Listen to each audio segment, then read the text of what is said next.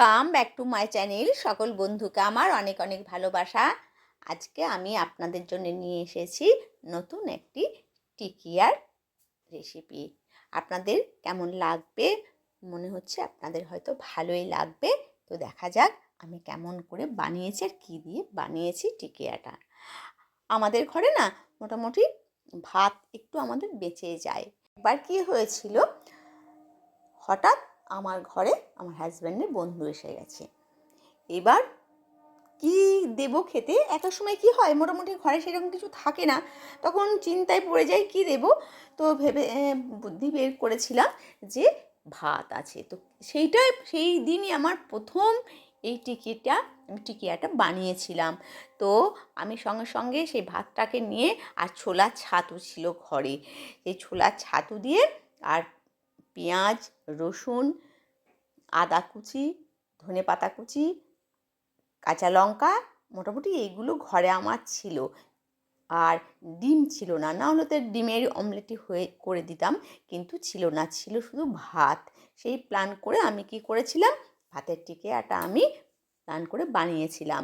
তো খেতে কিন্তু অসাধারণ হয়েছিল। তো আসুন দেখা যাক আমি কী করে করছি।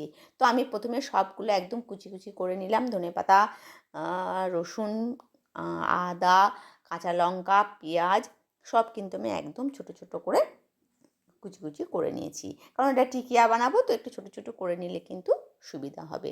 আর ধনেপাতাগুলো খুব ভালো করে আমি একদম ছোট্ট ছোট্ট করে কেটে নিয়েছি বা কুচি কুচি করে নিয়েছি। আর নিয়েছি ভাজা মশলার মধ্যে থাকছে গরম মশলা, কে আর ধনে আর জিরে হালকা করে আমি ভেজে নিয়ে কিন্তু আমি গুঁড়ো করে নিয়েছি। এবার আমি এই পুরো মশলাটার সাথে কী করে মেশাবো সেটাই আপনাদেরকে আমি দেখাচ্ছি। প্রথমে আমি একটা বড় বাটি নিয়েছি বা বোল নিয়েছি। সে বোলের মধ্যে যতটা লাগবে, আমি যেমন 8টা মতো বানাবো সেই হিসাবে আমাদের মোটামুটি একটা আন্দাজ হয়ে গেছে, ওই 8টা মতো বানানোর জন্য আমি ভাত নিয়েছি। আর নিয়েছি, এটাকে তো একটু বাঁধতে হবে, ভাত আমি নিয়ে নেব আদা কুচি আছে, পাকানো হবে না, মশলা সেই যেটা জন্য গুঁড়ো করা নিয়েছি আছে, ছোলার একে একে ছাতু। আমি এগুলো এখানটাতে দিয়ে দেব। তার সাথে এবার এই যে মশলাগুলো আমি নিয়েছি, আদাটাকে কুচি করলে হবে না, কুচি করলে হবে, আমি একটু কুড়ে নিয়েছি জাস্ট। আর পেঁয়াজ, কাঁচা লঙ্কা, কাঁচা পাকা লঙ্কাটা দেখতে ভালো লাগে ওই জন্য কাঁচা পাকা লঙ্কা দিয়েছি। আর জিনিসটাতে দেখতে ভালো লাগে। আর দিয়েছি গরম মশলা গুঁড়ো। বেশ খুব ভালো করে এটা কিন্তু আমি মাখিয়ে নেব। আপনাদের যদি মনে হয় একটু জল লাগবে তাহলে কিন্তু জল দিতে পারেন, কারণ হয়তো একটু ছোলা ছাতু বেশি পড়ে গেছে, তখন তো একটু জল দেওয়ার দরকার পড়বে, তখন কিন্তু দিয়ে দিতে পারেন। আর স্বাদ মতো তো নুন দিতে হবে, মিষ্টিটাও কিন্তু আপনারা দিতে ভুলবেন না। যদি আপনারা মিষ্টি খেয়ে থাকেন তাহলে মিষ্টি দেবেন। এবার এইভাবে চেপে চেপে কিন্তু একটু এটাকে মেখে নিতে হবে। জলের প্রয়োজন থাকলে অবশ্যই দেবেন, না হলে কিন্তু এমনিতেই মাখা হয়ে যাবে। তো এইভাবে খুব ভালো করে মিশিয়ে নিতে হবে হাতে করে, আর চেপে চেপে গোল গোল করে মাখিয়ে নিতে হবে। আমি দেখাচ্ছি আপনাদেরকে আমি কেমন করে টিকিয়াগুলো, আপনারা অবশ্য জেনেই থাকবেন টিকিয়া কেমন দেখতে হয়, ওইভাবেই কিন্তু চেপে চেপে আর চ্যাপটা চ্যাপটা করে কিন্তু করে নিতে হবে। আর অসাধারণ টেস্ট হয় কিন্তু।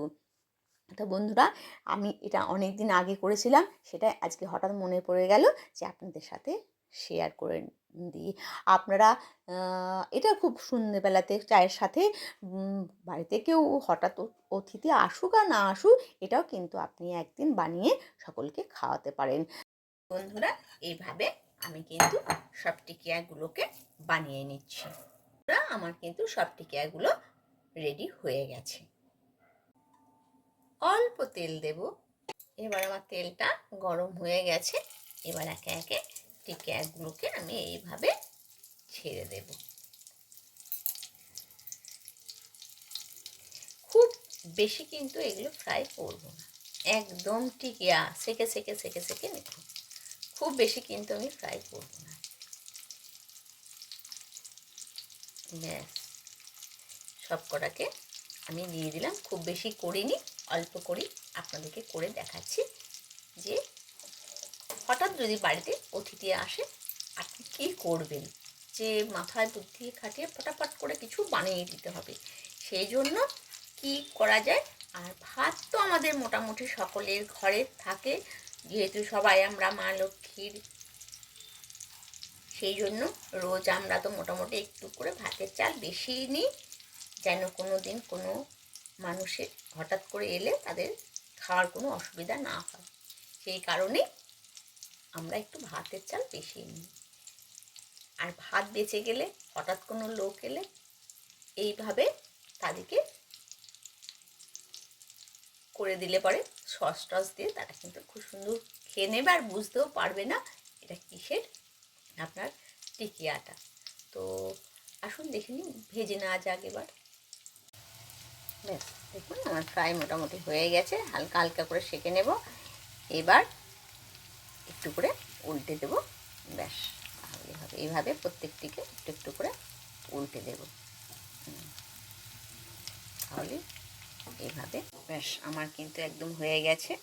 আমি গ্যাসটা বন্ধ করে দিয়েছি, এবার প্লেটে আমি সার্ভ করে দেব। তো বন্ধুরা, আজকে আমার ভাতের টিকিয়া কেমন লাগলো অবশ্যই কমেন্টস করে জানাবেন। ভালো থাকবেন, সুস্থ থাকবেন, দেখা হবে আবার পরবর্তী ভিডিওতে। অবশ্যই এইভাবে একবার টিকিয়া বানিয়ে খাবেন।